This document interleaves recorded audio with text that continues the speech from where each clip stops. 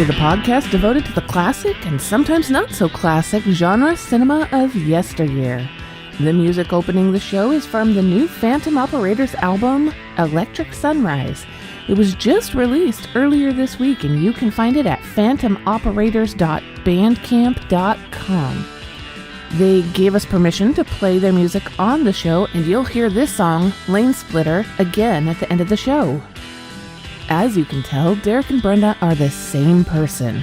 You've never seen the two of us in the same room together, right? For the few that have, just roll with it. Derek is sick, and he's sick in a way that makes him sound particularly pathetic, but also just not a good recording voice, with voice splits and everything. Earlier today, he said, "But I'm an adult," with his voice splitting on the word adult. He did edit the rest of the show, but I agreed to step in and help with recording intro, outro for him. So here we are.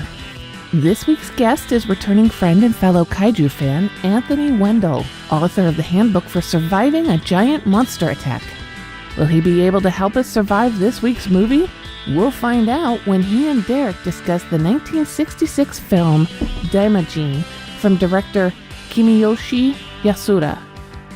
As always, Derek and his guests do end up talking about topics other than the film itself, but it's all related and it's all fun. And just so you know, this recording actually took place last year. So when Anthony says something is going to happen, it's already happened, and it's awesome. Also, lucky you, because it's already here. More good news, Kenny's back with a new look at Famous Monsters of Filmland, and we have a new segment this week.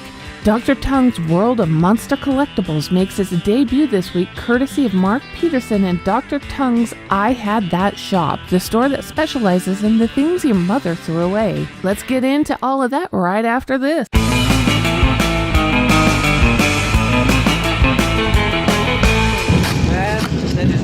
The man they are burying in a subterranean world of horror is a victim of the oblong box. Now, for the first time, Vincent Price and Christopher Lee star in Edgar Allan Poe's tale of the living dead, The Oblong Box. The Oblong Box in color from American International is rated M.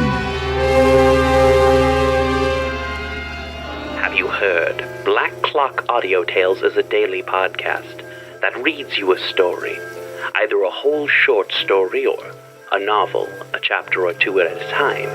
Join us for our exploration of old ghost stories, supernatural fiction, horror tales, folk tales, fantasy, gothic horror, weird fiction, and cosmic horror. And don't forget to join us for our monthly show about the Cthulhu mythos at the end of the month. Black Clock Audio on Instagram, Twitter, Facebook. Black Clock Audio Tales. Part of darkmyths.org. Thank you.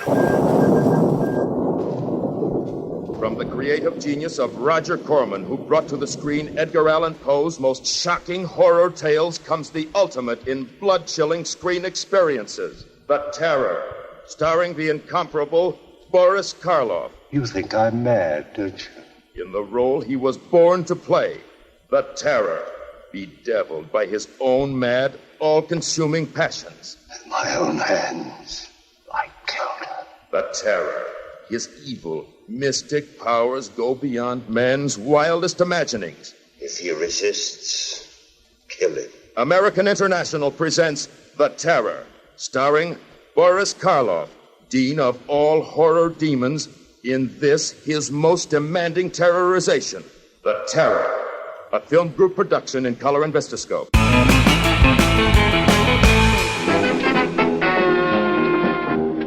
Monster Kid Radio presents Dr. Tongue's World of Monster Collectibles, spanning the globe looking for monster goo so you don't have to.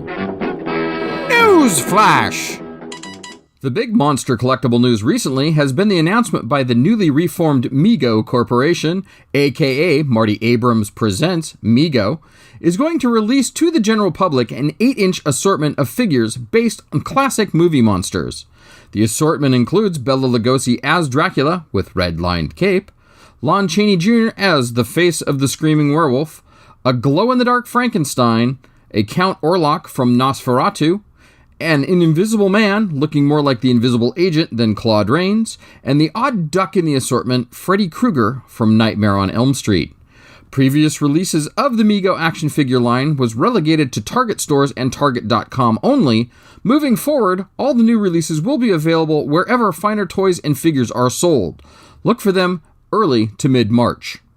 In other monster collectible news, Super 7 gave me a sneak peek at what they have brewing with their Universal Monster license. According to head honcho Brian Flynn, look for a new wave of 3 3/4-inch reaction figures, additional super buckets, as well as a bunch more surprises that will be revealed next week at New York City Toy Fair, February 16th through 19th. I'll have a full report on that next time. Brian also let slip that they are once again will have the San Diego Comic-Con bodega filled with a ton of unique and interesting limited edition Universal Monster swag. That, of course, happens at the San Diego Comic-Con. Artist Spotlight! My very first Monster Artist Spotlight is going to focus on a man simply known as Stex, and that is according to his Etsy store handle. Stumbling onto this oasis of monster goodness didn't make my wallet feel very good. His storefront is simply brimming with his own creations based on classic movie monsters, as well as items from cryptozoology and a few nods to literature. Monkey's paw back scratcher or a USB drive, anyone? Head on over to Etsy and do a search for Stex. That's Stexe. You will not be sorry. Spotlight on vintage monster toys! With the announcement of Mego releasing the new monster assortment, I wanted to take a look back at the classic line of movie monster figures that Mego originally released back in the 70s. Under the banner of The Mad Monsters, Mego Corp released a set of 4 monsters based on literary characters. Why literary versions, you ask? Mego had tried to obtain a Universal license, but lost it out to rival company AHI, Azarac Hamway International. Moving forward, Mego released their own series of monsters onto the toy shelves of the world. Included in the assortment were the Dreadful Dracula, Horrible Mummy, the Human Werewolf, and the Monster Frankenstein. Not having to stick to licensing regulations, Mego was able to add glow-in-the-dark hands and eyes for added kid appeal. Upon release, the line was a super hit, and with that success, saw the release of the Mad Monster Castle in 1974. Of course, every monster does need a castle to haunt. This playset was a smash hit, and actually pretty hard to find today. The monsters have been re-released a few times over the years by different companies. In 2005, Classic TV Toys brought back the classic Mego-style monsters, even going as far to release a version of the rare red-haired Dracula and the blue-haired Frankenstein, very spendy Mego variants from back in the day. And once again in 2013, Figure Toys Company released them yet again, even remaking the Castle playset. With this type of popularity, you can see it is hard to keep a good monster down. Until next time, this is Mark Dr. Tongue Peterson saying, happy monster collecting, everybody.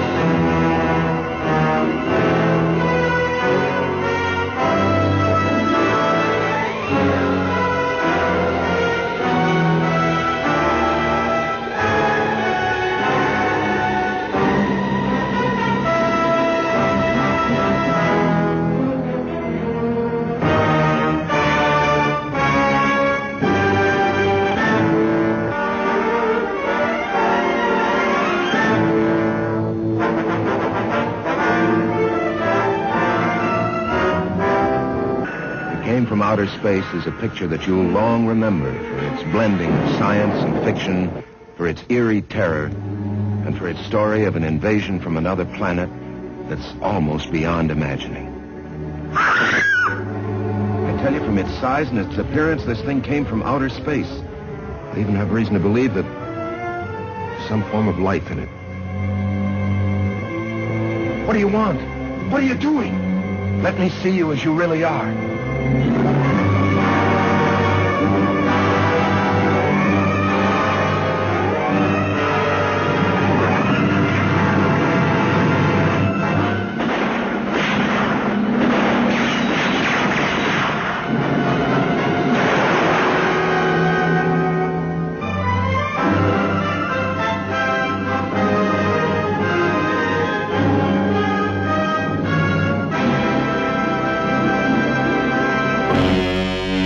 The Legend of Frankenstein once again brings terror and nightmare to the screen in Lady Frankenstein. Joseph Cotton is Baron Frankenstein. But it's face. Devil with his face, I don't care what he looks like. I want him to live. Sarah Bay is Lady Frankenstein. That is what they call your father's life's work, a monster, and they're right. They are not right. She's beautiful, she's evil, and she'll do anything for love. Would you like to have my body bend to you? Would you like to make love to me? She creates a new, more terrifying monster, and only the monster she creates can satisfy her strange desires. Using her beauty and her scalpel, she cuts deeply into men's hearts. Yes, you're right. Kill it. There has never been a movie like Lady Frankenstein. Rated R. Battleground Productions presents Brass, The Devil in Whitechapel. The place is London, and the year is 1887, in a Victorian world of airships and ethereal batteries, of computational engines and ingenious automatons, where an enlightened empire strives to provide unparalleled blessings of scientific ingenuity to all of its citizens. But a very bright world casts a very dark shadow, and in London, one of the places where its darkness is impenetrable is the district in the East End known as Whitechapel. Join us for a special expedition into mystery, madness, and the uncanny, as Lord and Lady Brass go in search of a missing child deep into the world of the Victorian occult, where poets, mediums, and diabolists are all met on the trail of the devil in Whitechapel. Brass on iTunes, Stitcher, Spotify, and wherever you listen to your podcasts.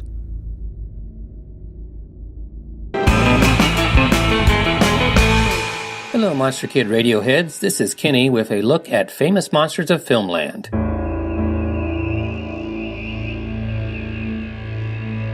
Today's movie, Daimajin, was never featured in Forey Ackerman's run of Famous Monsters, but its name was listed in a kaiju filmography in Famous Monsters 114 from March of 1975, which I want to highlight today. It is a must-have for any kaiju fan, collector, as it is almost all about Japanese monsters. The cover is a sepia-tone Godzilla and Rodan fighting it out amidst the ruins of Tokyo, painted by Ken Kelly. The first article is all about Godzilla, King of the Monsters, which is a reprint from issue 35. It is a detailed synopsis of the film with 7 photos of Godzilla. It is followed by Monsters from Japan, written by Forey himself. In a way of introduction, Forey had this to say about kaiju films. The birth of Godzilla was one of the biggest things that ever happened in Japanese film history, and his capturing of the imagination was responsible for the influx of an incredible number of monster movies which otherwise never would have augmented the horror and film fare here since 1954. Without Godzilla, it is unlikely there ever would have been a Mothra, Rodan, Majin, Hydra, Gamera, Matango, Yog, and a million other creatures from the Smog Monster to the Giant Frankenstein to King Kong Kyoto style. The article goes on to list over 90 Japanese sci-fi and fantasy films, including today's film and one of its sequels. Forey later goes on to praise 3 of the heroes of the kaiju verse: the late lamented Eiji Tsuburaya, the Ned Man of Japan with some Westmore and Delgado talents thrown in for good measure, Toshiro Honda, veteran director of just about everything from Godzilla onward, and a man whom not enough recognition has yet been given, Tomoyuki Tanaka.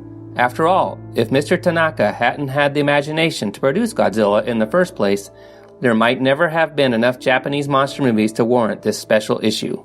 The article goes on to give a brief descriptions of some of the top Japanese films like Rodan, Gamera, and The Mysterians. He ends the article with this cute anecdote. Recently, the editor speaking, 72 school children visited me on a field trip, and they saw the creature from the Black Lagoon and Lugosi's Dracula cape, and dinosaur models from the King Kong, and 5 of the 7 faces of Dr. Lau, and the claw of the Thing from Another World, and a Harryhausen model of the Emir from 20 Million Miles to Earth, and a Danosaur by Jim Danforth, and I even took them down to the Jungeon to see Grizzlyland. You'd think they'd be satisfied after that, wouldn't you? Not a bit of it. What? No Godzilla? Was the disappointed reaction. So, for all Godzilliacs, I hope there's enough about your hero in this issue.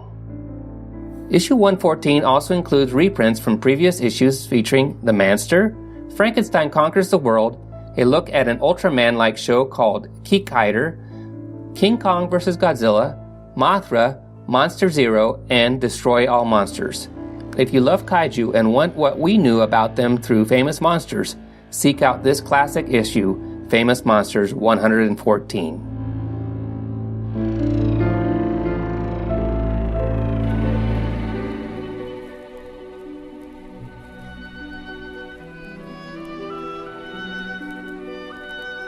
This is Count Vlad, but you may recognize me by my more familiar name, Count Dracula. And I'm here to offer you a friendly warning. Derek and his guests often get excited, and occasionally this results in revealing key plot points of the movies they're discussing. In your parlance, you might call these revelations spoilers. You know how the children of the night, monster kids, can get sometimes. So consider yourself warned. And don't come begging to me to kill them for their transgressions afterward. I have more pressing issues to take care of, like that pesky Van Helsing. It's been way too long, and I think I say that every time I have you on the show. It's been way too long since I've had Anthony Wendel on Monster Kid Radio. How you doing, man? I've been busy praying to my garden gnome in hopes that he would come alive and do my editing work, but sadly, nothing's come to pass yet. Well, you have to offer you to throw yourself off like a water feature or something, don't you? Oh, yeah. You really got to put yourself into your devotions for your stone creatures to come alive. That's what I keep forgetting. The movie we're talking about this week, and as I mentioned at the top of the show, we've got Anthony on the show, so of course we're talking about a kaiju film, but this time around, it's a little different. It's not a giant lizard-like monster. It's a giant stone thing. It's Daimajin, and it's fascinatingly cool. And we're going to talk about that. But first, man, I want to catch up with you. What have you been up to? Been all over the place. I've been focusing on the writing. You know, writers can't ever stop writing, am I right? Oh, yeah. But I've been working on sending something out, working on finishing a new project. I always hated that, until they're ferment or until they're going in the next process, I can't tell people about them, but you know the one project, and you know how much I've been, squirming about. I want to tell everybody about it. That's going to be so good. I just need to find the right publisher that wants it. Meanwhile, I'm still an anime writer for Monkeys Fighting Robots, but that's only for a little longer, because first part of the new year, Monkeys Fighting Robots will become just comic book-related content, and we'll be spinning off the other streaming media over to our new website, Pop Axiom, where I'll be doing the anime stuff over there. Okay, and that happens in January? Pop Axiom is open. Yep, that's the direction I'm going with that angle. Okay, so we'll make sure there's links to everything in the show notes, of course. Thank you kindly. By the time people hear this, it's up and running and ready to go, so listeners, check it out. All right. Hold on, and the writing project you mentioned, yes, listeners, I do know what he's talking about. I've read a little bit of it, and it's something that's going to fit firmly in the Monster Kid Radio wheelhouse. Oh, yes. Soon. Right on. Well, that's pretty exciting with the website stuff and kind of spinning off and having a chance to be involved in a new website venture from the very beginning. That's pretty awesome, man. And of course, listeners, you've heard me play the promo here on the show. Anthony is the man behind The Handbook for Surviving a Giant Monster Attack. As far as I know, he's an expert, so... I watch enough of these to at least know something, I'll give you that. He's an expert, he's a fan, he's an author, and he's about to play the Classic 5. All right, I have been waiting for this. For listeners who don't know, the Classic 5, we call it a game here on the show, but really, it's a conversation starter. I've got a deck of cards here, and each one of these cards has a question on them about classic monster movies, this or that, which one do you prefer? There are no wrong answers, and like I said, it's just a way to kind of start the conversation. Anthony, are you ready to play? Let's do this. All right, card number 1. I'm going to pull this from the currently in production Kaiju deck, in production for sale, that is. I mean, I've had it for a while, but all right, here we go. Card number 1. Ooh. Which is your favorite Shira Honda film, Rodan or Varan the Unbelievable? I feel guilty. I have yet to see Varan the Unbelievable. I'm kicking myself for that. But as you know, since I was part of the roundtable discussion for Rodan, Rodan had an impact on my life. Between it and War of the Gargantuas, those were my Jaws. Those were the films that made me afraid of the water over Jaws itself. So I've got to go with Rodan. It is, till to this day, an incredible film. Monster of is a skyscraper. When he moves, the whole earth quivers and quakes, and an abyss of horror opens up. See these prehistoric beasts emerge from the bowels of the earth after 200 million years to devastate mankind.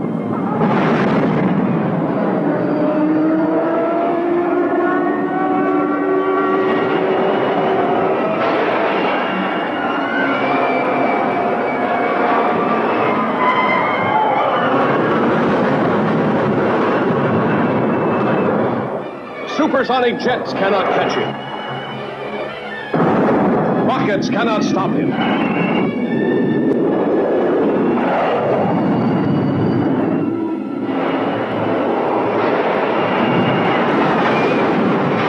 Armored tanks are helpless before him.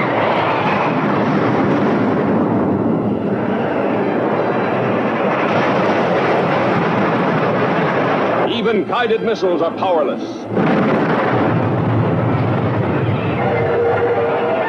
See Rodan destroy a modern city, leveling it to the earth with a killing airstream of his mighty wings.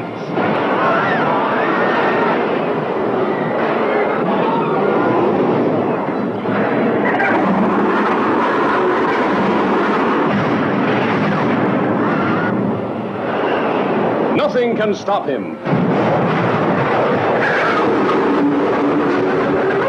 Nothing escapes this monstrous beast of evil. So good. So good and scary. You don't get a lot of scary out of the Toho kaiju stuff for the most part. I mean, yeah, they're frightening, I guess, but when you have like real mood happening like you do in Rodan. And there's tons of great mood, even throughout, and they never lose it throughout the whole film. Even when Rodan awakens, when he's coming out, the mood is, how do we stop this? And the mood of tension never dies. Only problem with the whole film isn't even the whole film, it's just an aspect of the film. Why did it take so long for those giant bugs, the meganulons, to come back? I mean, those things were creepy. Yeah. They should have been used more. I mean, they had that prop. I mean, they made a life-size giant bug. You'd think they'd find a way to recycle it or something. Hey, you're preaching to the choir here, man. Rodan's one of my absolute favorite kaiju films, so you're preaching to the choir, man. All right. All right, card number 2. The Munsters or the Addams Family? Munsters, but I'll admit, as we all do, those Addams Family reboot movies were good just because of the actor, name escaping me. Raul Julia. Raul Julia was perfect. But the Munsters were more a part of my childhood. I've watched enough to say that I enjoyed the Munsters. Right on. Okay, card number 3. Who would really win in a fight, Dracula or the Wolfman? Ooh, I gotta say Dracula. I mean, the Wolfman is fierce enough, but there are so many stories where we've seen vampires make werewolves into submission. But at the same time, it's just like the old Dracula, especially watching the Universals, is just so, seductive and more stealthy, but the old Wolfmans, especially the Talbot ones from Universal, he's furious. I mean, ferocious, violent. Now that I think about it, I want to say the Wolfman almost. The most I have in terms of basing it on, I have more watching the old Universals, and Dracula is deadly in his seductiveness, but the Wolfman is just pure fury and could do much more damage. So second thought, Wolfman all the way. Okay. All right. Well, I love me my Lon Chaney, so. Oh. And like I said, no wrong answers. No wrong answers. All right, card number 4. Oh, and this one's good because I like asking this one of writers. What classic monster movie needs a novelization? Ooh, that's a good one. Oh, man. Actually, I'm just going to say it just because we've talked about it. I want to say The Beast of Hollow Mountain. Hold it! Looks like there's been a big struggle around here. Cattle tracks go all directions. See? No one has dared to come this far. Let's turn back. You're too superstitious, Benoit. You're afraid of your own shadow. Not my shadow, senor. It's the shadow of that cursed mountain. Here is high adventure, and in the glorious and colorful Southwest. Starring Guy Madison as the courageous rancher who tried to solve the secret of Hollow Mountain, hiding place of a monster spawned in the dawn of time. He dared to ride where no man had ever set foot before. Patricia Medina, the menace of the beast, stood between her and the man she loved. I'm getting married tomorrow. I do not want to be a widow or the wife of a murderer on my wedding.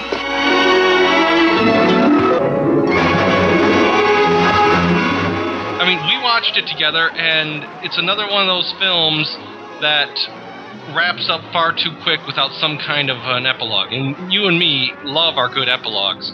The Beast of Hollow Mountain, with a little bit more establishment of the beast and a little bit more of an epilogue of what happened to those characters after, would probably be it. Any movie that wrapped up too quick without playing out how the characters succeeded or what they went on after the monster was out of their life, really, in my mind, is what I gravitate toward when it comes to what would benefit from a novelization. That's a fun film, too. I don't think it gets enough credit. Well, I mean, you and I both enjoyed it. We talked about it here on the show. Check the archives, listeners. It's in there. Oh, yeah. That was fun. All right, let's go back to the kaiju deck here for our final question. What kaiju suit do you wish you could try on for a day? I'd have to say the 80s Godzilla. The Heisei Godzilla right after versus Biollante. Okay. Godzilla has always been iconic, but when I think of iconic appearances, I go to Godzilla versus Biollante. When they awaken him from the volcano and he comes up looking so primal and demonic with all the lava exploding all over him, that is the suit that screams to me of this is power. So if I could put on anyone, it would probably be that one, because it just, it'd be the one that I feel like I could feel the scene, feel the energy that went into shooting that scene. I know that there are other amazing kaiju out there. I mean, I've seen a lot of these movies and I love them all. Mm-hmm. But it's Godzilla. Come on. Yeah, I mean, second choice, just because I think it would be fun, probably King Ghidorah. Of course, the heads aren't puppets. The heads are they're puppets, but they're not hand puppets, so you couldn't have them talking to one another. It's all right, it's all right, it's all right, it's all right, it's all right, it's all right. Well, that was the Classic 5, man. How do you feel? I'm ready, willing, and able. Well, that was fun, and like I said, I love playing this with people. It's just a fun conversation starter. And not that you and I need any help starting a conversation. I mean, we have plenty of movies to talk about. And this week we're talking about Daimajin, the first of the Daimajin trilogy, which, is rather unique in all of kaijudom. I feel like this set of 3 films, it's a kaiju movie, sure. It's a giant monster kind of thing, but there's also a lot of historical drama stuff going on here. It's fascinating to me, something that I don't see a lot of. This one really goes to, it's playing more to its suits when you look at it, because when I started investigating into it, this is Daiei, which gave us Gamera.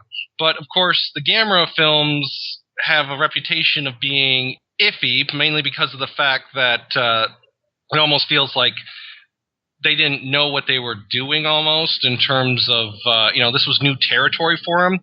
But it doesn't feel that way with Daimajin because most of the movie is samurai in nature. It's set in the samurai period, and Daiei has an extensive backlog of samurai movies, including Rashomon, the Akira Kurosawa classic. So, oh yeah, so this one unfortunately doesn't get the attention, as much attention as it should, but Daiei here is truly playing to their strong suit of what they have to work with and what they know, and then throwing in some giant monster for an additional effect. Which I actually wanted to bring up first is, unlike Beast of Hollow Mountain, where we had a film where it was a decent film on its own and didn't need the giant monster, we're in the exact opposite here with Daimajin, because this is a film which is great on its own, but the giant monster is essential because it has to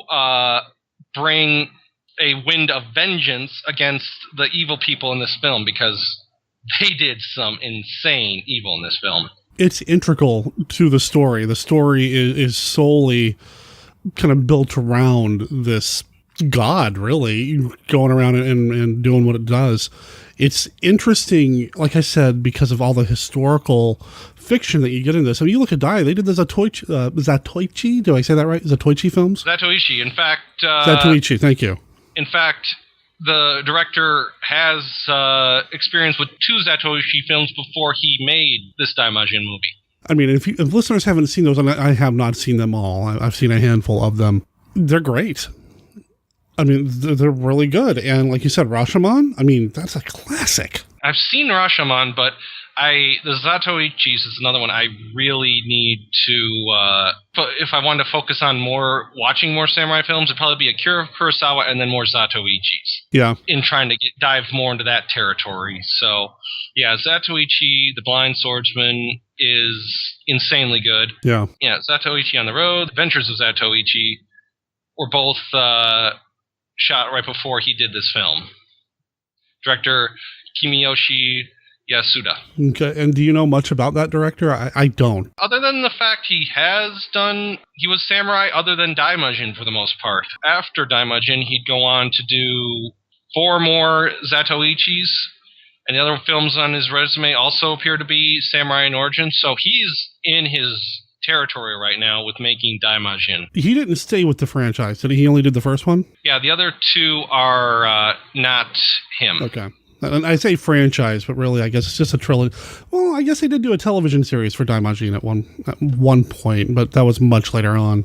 Yeah, we can talk about that later. At some other point.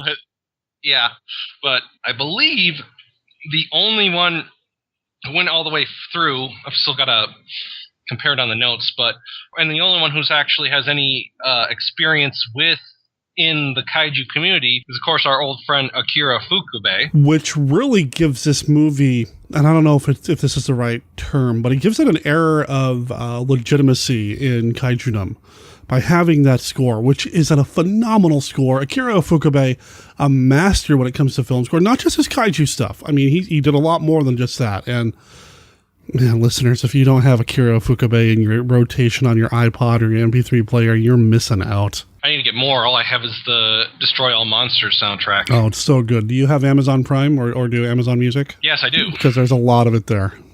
A lot of it there. Jackpot. Yeah. And I think, was it a Rodan or a Varan? No, there was a Varan soundtrack released maybe even this past year in 2018. It's like a 2-disc set or whatever. Yeah, it's just phenomenal stuff. Anyway, it's phenomenal. Fukube's score here, thanks to his mixture of making sure of the brass with the bum-bums and his wind section that likes to do that whining that just really puts you uneasy, and then the brass comes in and really shakes you up. It's in full swing here. It really is. You can tell when he's going to get his kaiju on, because the music does take on this majestic kind of dirge-like march. I don't know of any other film outside of what he did for Godzilla where his music just seems to fit so appropriately within the film. This music just sits perfectly here, especially when the statue starts walking around. It is impressive. Now, should we talk about a little bit about just the story, just like a small like synopsis before we branch off to what we like about it? Sure. Yeah. I mean, I think a lot of times everybody's seen the movie that we talk about here on the show. This one, when we start getting into some of the kaiju stuff, especially the non-Toho kaiju, I'd say that 3 times fast, especially the non-Toho kaiju films. I don't know if people have as much of an awareness of them. So yeah, we should talk a little bit about what happens here. It is a historical piece. It is not set in contemporary or a modern city like, the Godzilla films or the Gamera films or anything like that. I don't know the era. I don't know my Japanese history as well as I should, but it's basically samurai time. Mm-hmm. So we have the story of the evil Lord Samanosuke. Stages a coup, kills his lord and the lord's wife, but a faithful member of the house, Kogenta, a samurai, saves Princess Tadafumi and Princess Kozasa, and steals them away to his aunt Shinobu, a priestess who watches over a statue of a god which apparently guards a Majin, or demon, from awakening. Mm-hmm. Years pass, and Samanosuke has basically done what evil guys do, and of course usurped and captured the innocent, and they're crying out for Tadafumi to come back and take his father's place. Unfortunately, things go wrong. Both Kogenta and Tadafumi get captured, and Kozusa finds herself praying to the god of the statue, hoping he will come to life. And wouldn't you know it, he does.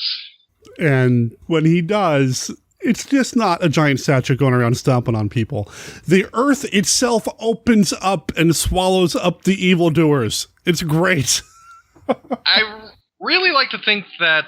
okay, let's start with that scene right there. Okay. Because Samanosuke has ordered that his henchmen destroy the statue, because he's insisting that on top of the son and daughter being alive, the statue is a rallying point that's helping to lift the spirits of the peasants, and you can't lift the peasant spirits.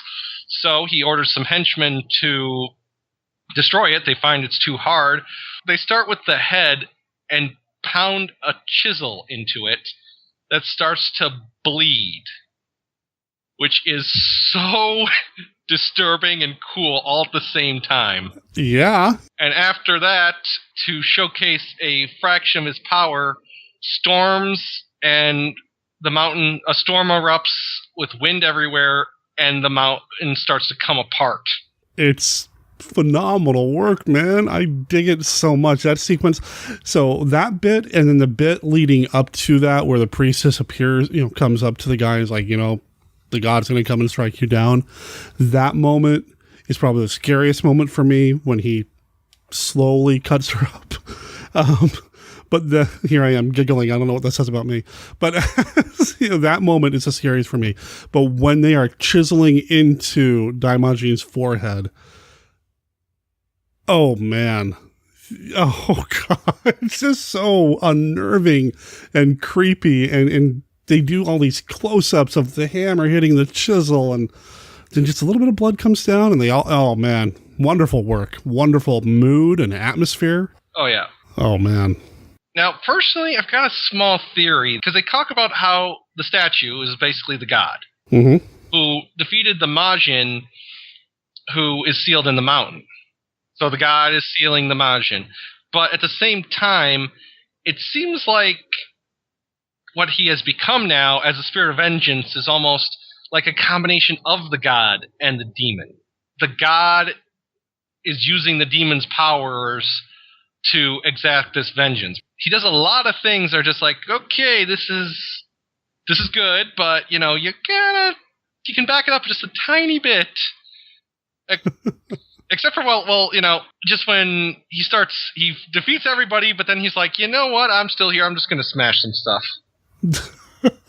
But it just seems like a better explanation is Daimajin is almost a fusion or a combination of the god and the demon, but the god is in control enough to keep it at bay, but when he sees the others doing wrong to the innocent, he'll let the demon inhabit the body long enough to go off and destroy. Almost symbolic of the whole him wiping his face, it disappears and reveals the face of the vengeful spirit. Mm-hmm. Like he's, okay, turn it on, turn it off, turn it on, turn it off. I do like that idea a lot, actually. When it goes off and starts killing all the evildoers, I mean, it's not doing it in a very benevolent way. I mean, it's a vengeful god.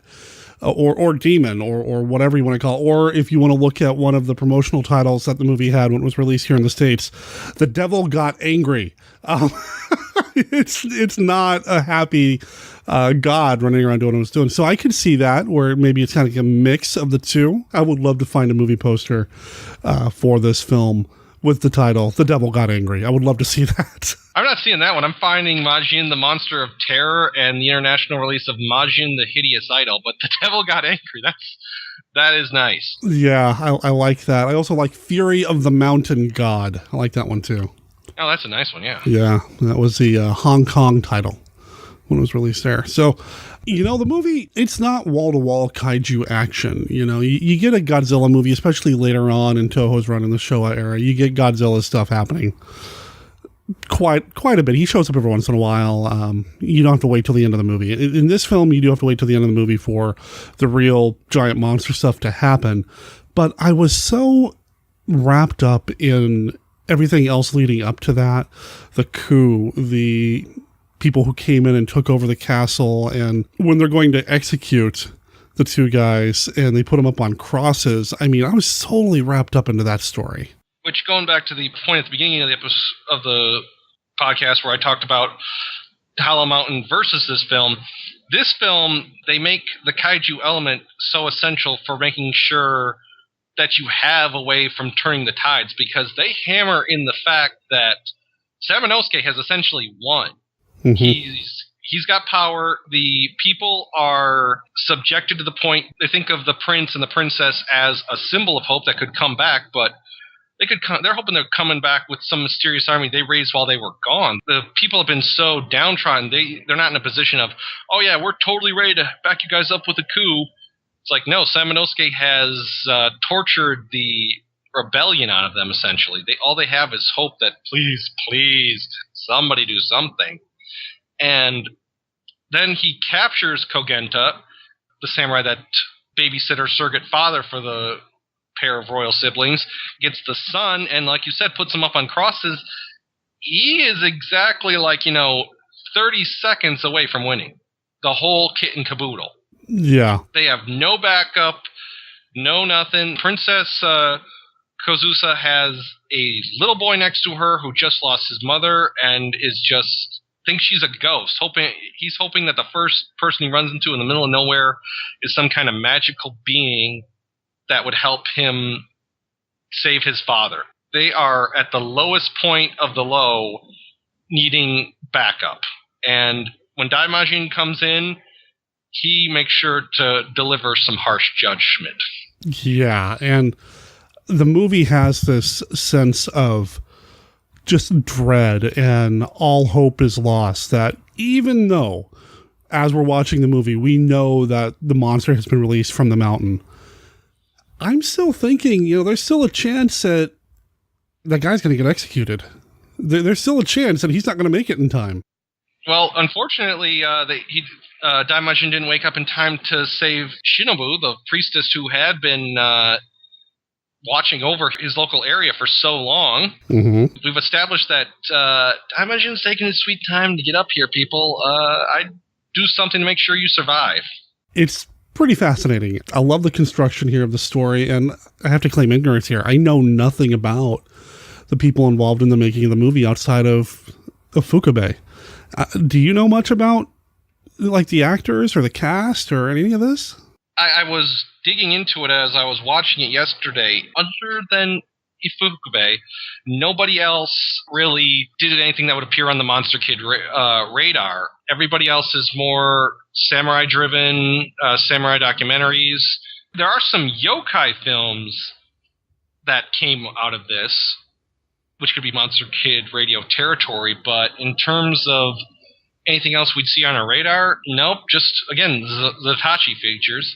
Miwa Takada, who was the princess in this film, was offered the dub of Rudolph and the Rudolph the Red-Nosed Reindeer for the television dub. Oh, really? In Japan, yes, which, if it's anything like in America, it's played every Christmas to death, so she's infamous in that way, but yeah, Ifukube stays true everywhere. The trilogy has, other than Daimajin, the trilogy introduces new human characters every time.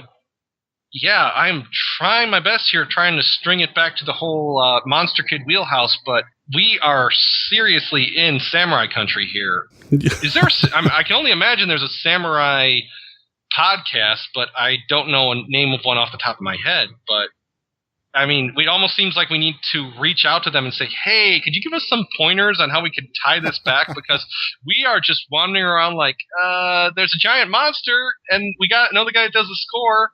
We're at a party where we don't know anybody else, and we're just like talking to ourselves, like, okay, we can make something of this, right?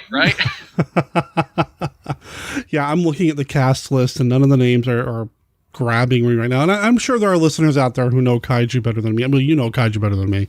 I'm sure there are listeners out there. It's like, but what about this guy? Like, well, I'm sorry, I don't know. But I was taken enough by the performances that I would love to go and watch some of their other stuff, even if it's not monster related. I really liked, I'm going to mispronounce it, I'm so sorry, and Dominique keeps promising or threatening to teach me some Japanese pronunciation. Myra Takada? I did like her quite a bit, but again, I don't recognize anything that she's been in other than this, and like I know the Zatoichi films, but that's about it. The screenwriter, Masaichi Nagata, did do the Gameras, but that shouldn't be a big surprise because, Gamera was also done by Dai. Just like, right. Oh yeah, that's another connection, but we probably should have thought about that. It's just, yeah, we got, in terms of trying to figure out where we can draw it back to all the other kaiju or what else these creators did, we're kind of floundering a little bit here. Dai was trying to do something new here, obviously, but they still want to keep their samurai intact. Sure. Which, makes sense. I mean... We'll play to your strengths. Yeah, I mean, and they did. We're not saying that this film is bad in any stretch of the imagination. Absolutely not. No, it's great. It's just, we're here trying to do the more in-depth side of this review, and it's just like... this is all unfamiliar territory. We almost seriously need another guest on here.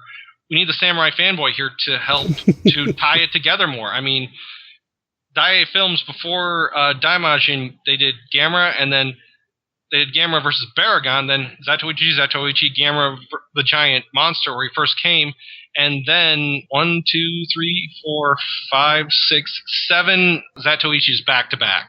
Moving on to the suit, let's talk about the set pieces and the scale. There is an insane amount of scale work here that's perfect.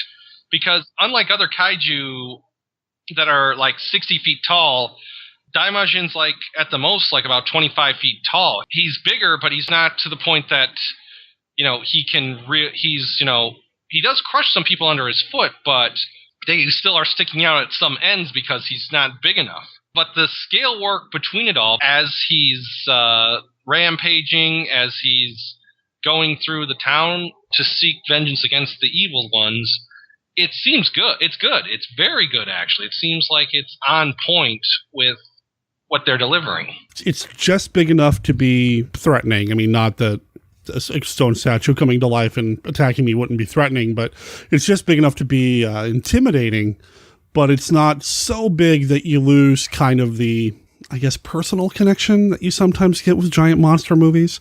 It still feels, in a way, a little relatable, as much as a demon god can, I guess, but it's not so far removed from our human scale that we can still kind of understand what's happening and that it's coming for you. It doesn't expect that you have a scene where you actually have somebody being crushed into a wall by the hand. It seems like they keep the scale going throughout the whole thing.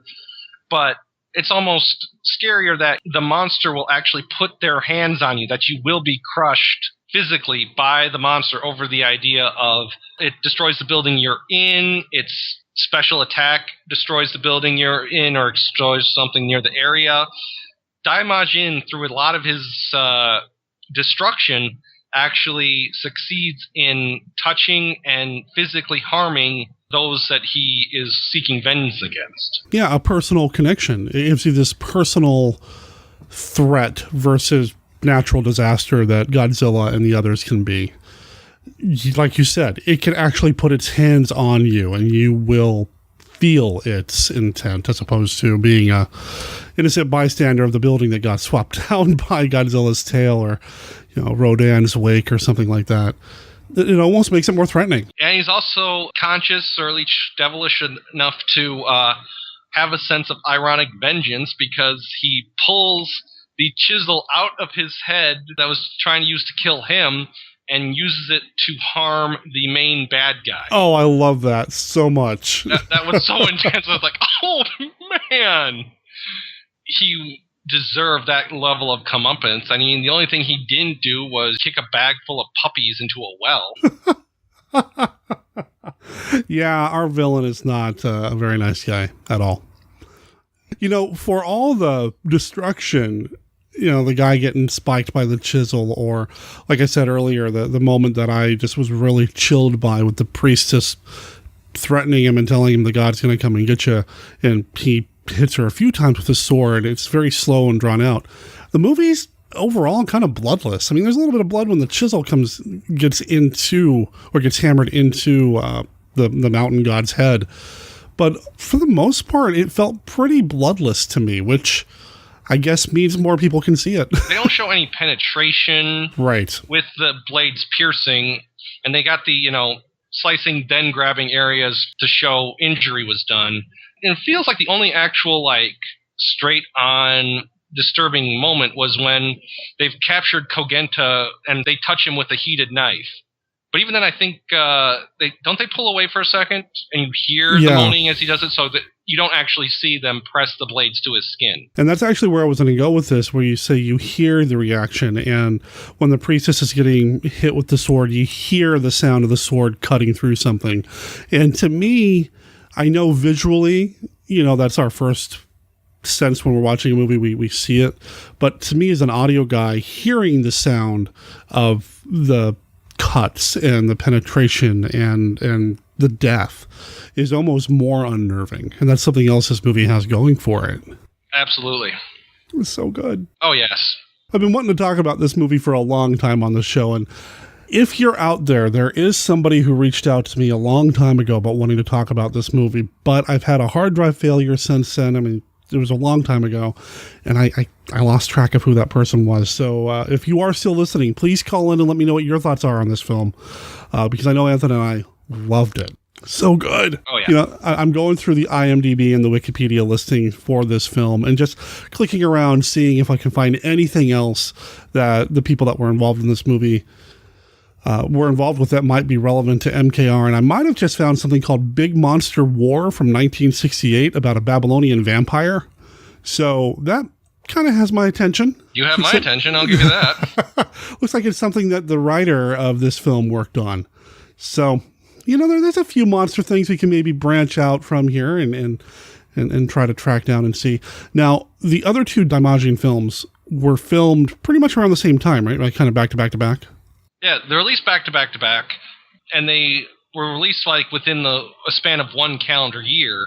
But the weird thing is, especially I'm sure we'll talk about when we get to them later, is it's surprising that the later two films find ways to improve on the idea and bring in the aspects you would get from a more longer running series, or just when they have time between the trilogy to say, okay, he could do this or he could do that, for trying to improve on the character, much like they did with my beloved Gamera Heisei trilogy. But at the same time, there is no amount of time where they could look at one thing and go to another, or at least you wouldn't think so. Films with bigger gaps between their films and productions haven't added effects or ideas that come in the later two films that this one does.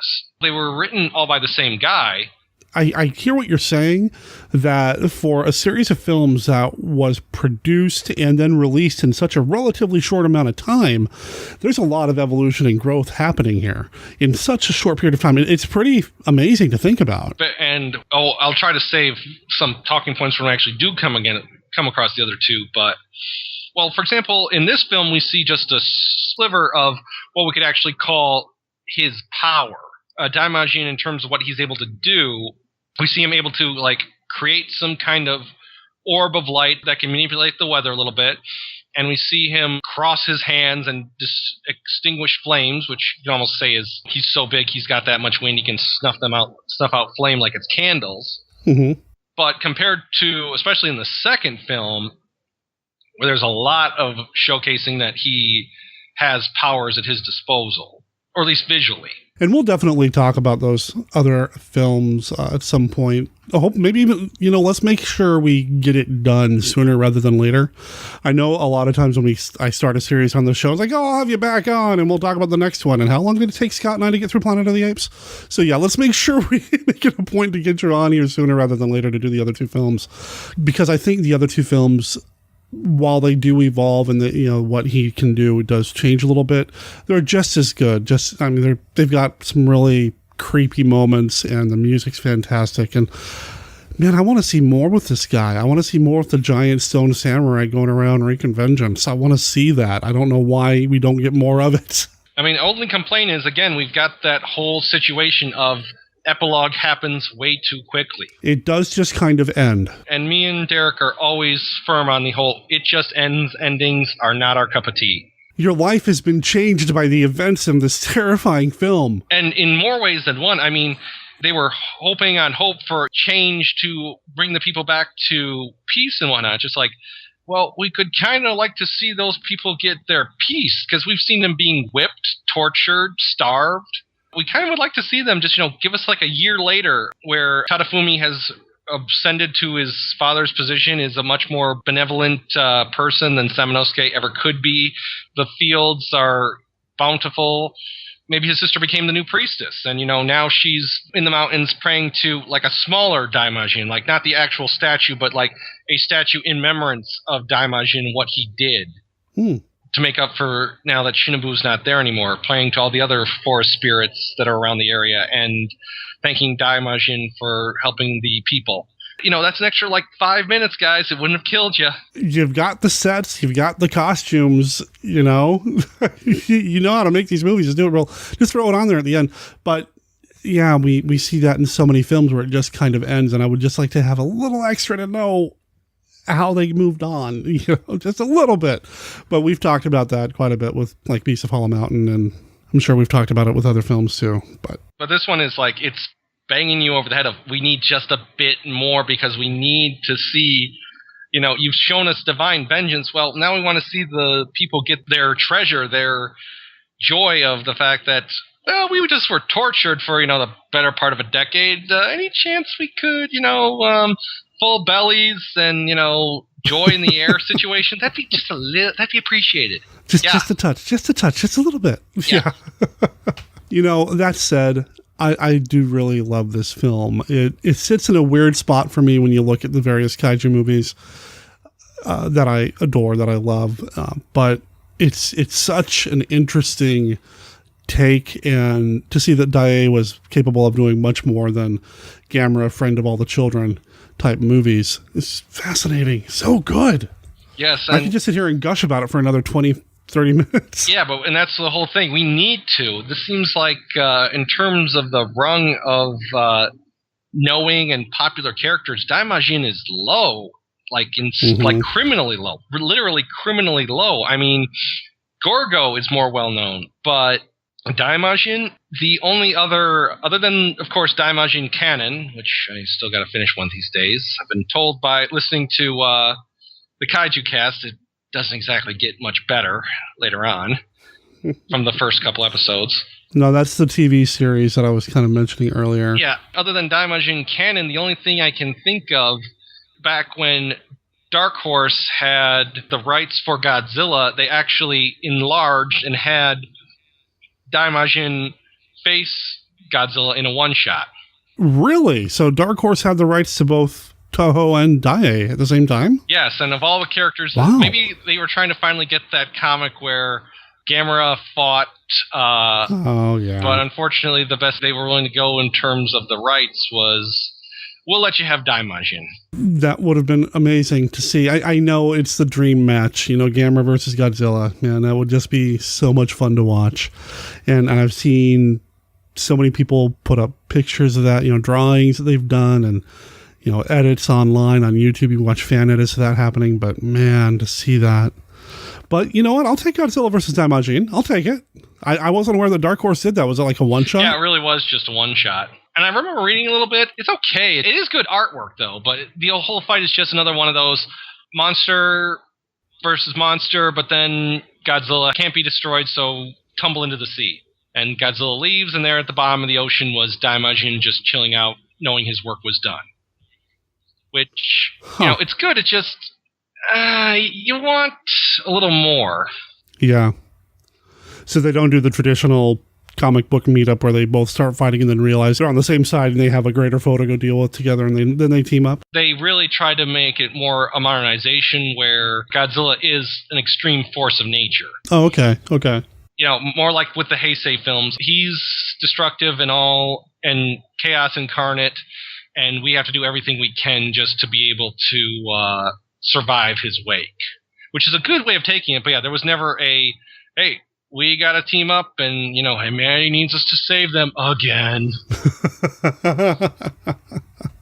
Is there anything else we want to say about the film? I know, like I said, I could sit here and gush about it for a long time because I love the way it looks. I love the way it sounds.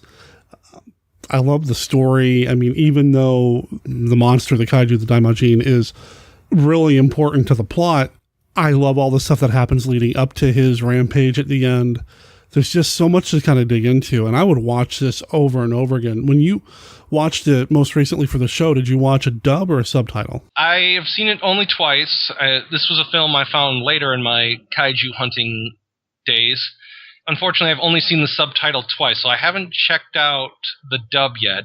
Okay. In terms of this style of film, with it being more samurai-oriented, it just seems like a dub takes you out of it a bit. I agree with you. I have not seen the dub either. I've only watched the subtitled version of this, and I've got it, I believe, on Blue. But again, I only watched the subtitle. I'm a purist that way. I always have been. But I try to be, but, time being what it is, sometimes you have to hear stuff in your own language just to be able to get through it. Oh, and sometimes that's the only way you can see it here anyway. That's true. I mean, It's gotten better over the years, but I remember for a long time, not that I'm the connoisseur that you are, but for a long time when anime was being brought over, the only way you could see it is dubbed. So, it's gotten better, but... And for the longest time, all I wanted to see it was dubbed until I realized when I was back in the whole, I don't want to read, but then it's just like, if you don't read, you have to take your sweet time and wait for that dub to come out. Yeah. You actually break down and read the subtitles, the palette of films you have expands beyond belief. Oh, sure. And, sometimes you can't trust the dub. Sometimes the dub's not quite the same thing that you're getting with the sub. Well, and vice versa, too. I'm sure you probably can't trust the subtitles 100% of the time either. But And then there's the releases. I mean, Sure. How do we know that you're getting the right release? I mean, I'm pretty sure in terms of all the different release between minutes that are cut, there's multiple different versions I haven't seen of different Godzilla films. I've seen all the Godzilla films, but the different cuts... I mean, I was shocked beyond belief when I finally got the DVD version of Megalon and watched it and saw that scene where they're going down the road and the truck drivers have put up a Playboy model in the back of their car and there's actual nudity in Megalon. I'm like, oh my, oh wow, this scene was cut from television broadcast. I've never seen it before. Okay, this is new. Different cuts, and even different dubs. Sometimes you've got different dubs going on, depending on which company got a hold of it and released it here in the States. So it really does change the experience. I can't think of a kaiju film off the top of my head where this happens, but I do know there's a spaghetti western out there with Lee Van Cleef that I talked about when I was invited to be part of the B-Movie cast several years ago. And I watched it both subtitled and dubbed back to back just to see what the difference was. And there are subtle differences in the story. even though it's the same visual, the dialogue was dubbed one way with the subtitles being different. And it was just interesting to see just little tiny changes here and there that really impact the overall story of the film. I know it has nothing to do with Daimajin, but we could easily just mention Return of Godzilla. Sure. The edits to that, though, are heavy. This isn't just a couple subtitle changes or dub changes. That one had about 20 minutes chopped out of it that when I finally watched the original Blu-ray, I was just like, wow, this film is much more enjoyable than it was originally. I'm glad I finally went back, and I'm not basing it on Godzilla 1985 anymore, because Godzilla 1985 is not really that good of a film. You know, it serves its purpose. I need coffee, more coffee. It serves its purpose in that it does reintroduce that vicious kind of Godzilla, but yeah, I mean, I do prefer the Japanese cut to that. That's just, you know, me being a purist again. It invokes the vicious Godzilla, but at the same time takes out setting up the world around it. The Cold War animosity that's going around, and, you know, they're thinking, is Russia and America arguing that they helped create Godzilla? Or, you know, that they're somehow behind Godzilla's return, even though it's shown to be just Godzilla's back. You can't stop him. He's a force of all destruction. He just is, you know. Yep. Yeah, it's fun to talk about these movies, especially, and I find this with a lot of the Asian monster movies in particular, whether they're kaiju films like this or even something like, I know it gets lumped in with the kaiju films, but like Matango, which I guess technically is a kaiju film, just not daikaiju because they're not giant. It's just kind of interesting to see how they get brought over and then translated here. When we were playing the Classic 5, I mentioned Varan the Unbelievable. That movie has got such a different release here in the States than it did over in Japan, because they did go in, they did what they did with Godzilla, King of the Monsters. They introduced an American storyline to go along with everything happening in Varan. The first Gamera film did it.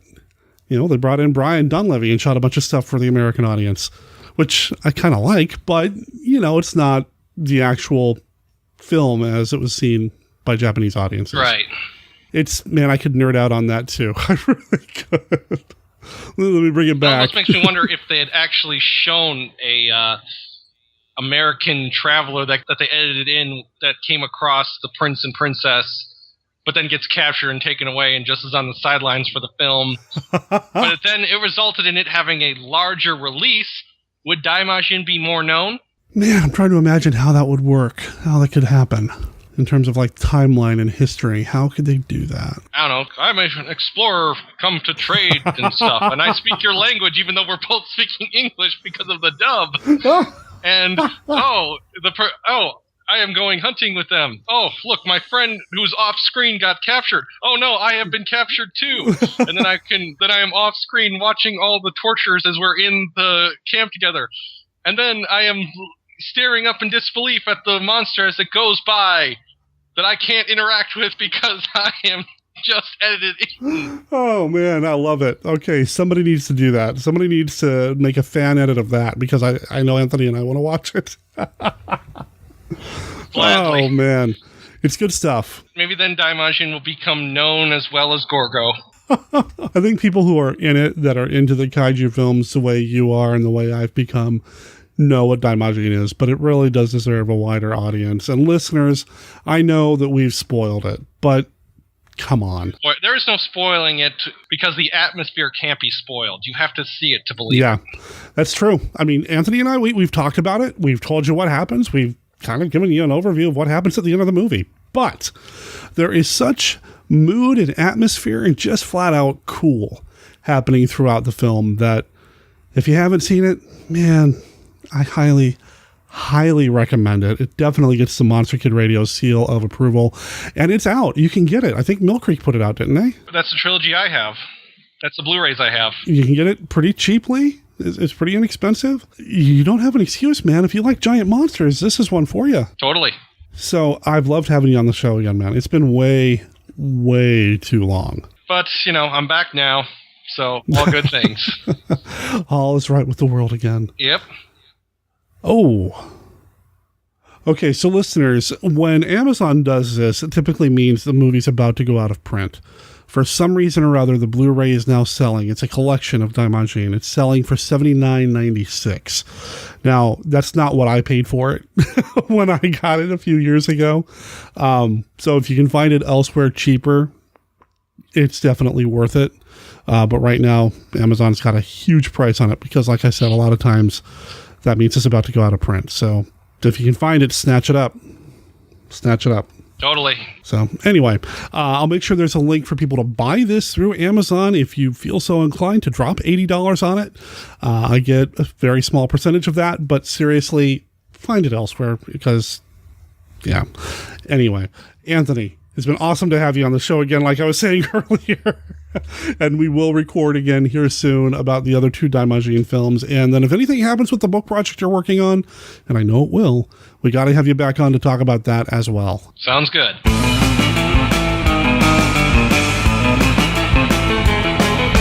Big thanks to Anthony for being on the show this week. You, sir, are the man. There will be links in the show notes to Anthony's book on Amazon, as well as to Pop Axiom. Can you tell that this is Brenda talking in Derek's voice or Derek's words, because he wrote this out for me? Thanks again, Anthony.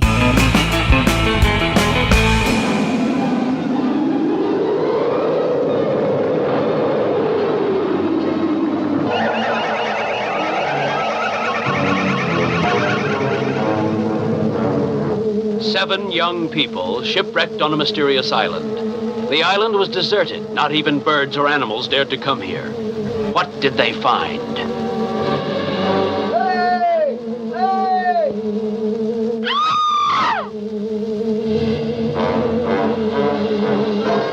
Seaweed, fish, and turtle's eggs. Anything we can eat, as well as snakes and lizards. Just let me finish. There's a lot of grass growing around here. You can eat the roots. You can eat the roots of a lot of plants here. You never thought of that, did you? They were driven to the edge of starvation. Food was scarce, and they were forbidden to eat the mushrooms that grew on the island. Fear and hunger turned them against each other.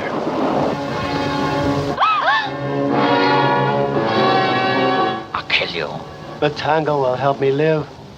I haven't been hungry since I left the ship. Mamie. Oh, help me. Help me. Please. Can't we eat the mushrooms now? That would really be the end of us. Akiko!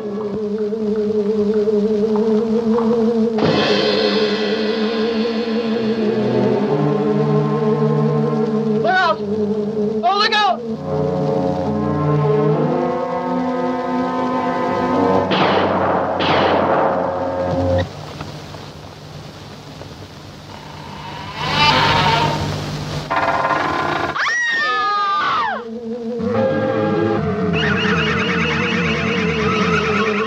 Matungo, the horrible mushrooms. Matungo, the vegetable monster. Can they escape the dreaded Matungo? You'll find out when you see Matungo. How often has this happened to you? You're on your way home after a long day when suddenly tragedy strikes. No human mind could imagine the enormous destructive power of this maddened, killing thing. Professor, there's a big lizard back there and he's heading this way. Now get aboard! It's the kind of thing which can ruin your weekend. To prevent catastrophe, you need the Handbook for Surviving a Giant Monster Attack. This book features extensively researched methods to help you survive a giant monster event. You'll discover which vehicle you should use for making your escape, which method of counterattack is best for specific types of monsters. Hydrogen weapons, capable of wiping cities, countries off the face of the earth, are completely ineffective against this creature from the skies. And what common mistakes people make while fighting back. So pick up your copy of the Handbook for Surviving a Giant Monster Attack by Anthony Wendel today on Amazon. You can thank us by surviving. 2 all-color, all-action hits. Here are the 7 wonders of the world rolled into one fantastic adventure. Frankenstein, born again to rule in terror, a monster unleashed to conquer all who stand in his destructive path. Frankenstein Conquers the World stars Nick Adams as the American scientist versus Frankenstein incarnate with the strength of 1,000 men, a phenomenon such as never seen before. See Frankenstein Conquers the World, astounding on the giant screen, also on the same program. Tarzan, man of the jungle, with only a lion, a leopard, and a chimp as his army. Can they conquer the hired killers of the dealer in death? Cy Weintraub presents Tarzan and the Valley of Gold, with Mike Henry and Nancy Kovac in Panavision and color from American International Pictures. It's so scary. We dare you to see The Monsters Crash the Pajama Party, the first movie ever filmed in horror vision, Hollywood's latest miracle. You'll scream as fiendish movie monsters actually become alive, then crash right out of the screen, go into the audience, and carry screaming girls from their seats right back into the picture to become part of the movie. We warn you, horror vision is not 3D. The movie monsters become real flesh and blood. Be sure to see The Monsters Crash the Pajama Party in horror vision and color.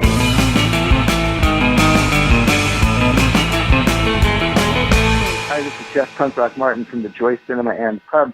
And A, I need to thank Derek for doing this show in the first place. And B, I hope it's not too late to weigh in on the lovely and amazing Julie Adams. I love Julie Adams. I love Creature from the Black Lagoon, and I'm guessing that that's why a lot of Derek's listeners know her. She was lovely and appealing and wonderful and talented. And let me see, there are a lot of actresses who are lovely and talented, but just not that many, not nearly as many as you'd think have the appeal and just that thing going on that Julie Adams had. She was just wonderful and beautiful, but there was a great sweetness about her, and you just really liked her. You loved her. She was the woman you wanted to marry and to go to the prom with and all those things. And the Creature from the Black Lagoon definitely had those feelings too. So anyway, I'm not talking very, very well. I'm not speaking very well, and I'm saying probably dumb things, but it's heartfelt, and I do love Julie Adams, and I miss her, as I think every listener of Derek's will. Thank you so much, Derek. Thanks for having your show. Even though we're not doing a feedback segment this week, since Derek is sick, he wanted to make sure this voicemail got in. And not just because Jeff said nice things about him. Derek just wanted to hear what his wife would say in response to someone calling Julie Adams the woman you wanted to marry and go to prom with. And I would say everybody else is screwed, because in that alternate universe, Derek already went to prom and married her. That said, this brings us to the end of the show. The note here says mention the website, monsterkidradio.net, and the contact information, monsterkidradio@gmail.com, and the phone number, 503-479-5MKR, which he helpfully writes out for us, is 503-479-5657. Of course, the show's on Facebook and Twitter, and links to everything he talked about in this episode will be in this week's show notes. For next week's movie, we'll be visited by the ghost of Todd Brown from the Haunted Cinema to talk about the 1945 film The Vampire's Ghost. I would like to make clear that I did not sign up to be haunted. Until next week, remember that Monster Kid Radio is a registered... All right, I'm going to try to do this in the same breath, in one breath, like Derek does. Until next night. Just the next night. I hear you do this all the time. Why am I having a hard time? Until next week, remember that Monster Kid Radio is a registered service mark of Monster Kid Radio LLC. All original content of Monster Kid Radio by Monster Kid Radio LLC. I lost my place. Until next week, remember that Monster Kid Radio is a registered service mark of Monster Kid Radio LLC. All original content of Monster Kid Radio by Monster Kid Radio LLC is licensed under Creative Commons Attribution, Non-Commercial, No Derivatives.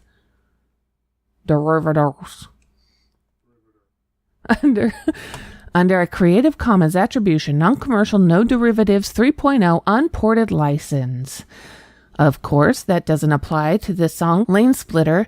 That song belongs to the Knoxville, Tennessee surf band Phantom Operators. It's from the new album Electric Sunrise that you can pick up for $5 on their Bandcamp page at phantomoperators.bandcamp.com. I'm hoping Derek can work his magic on that mess. Thanks for listening.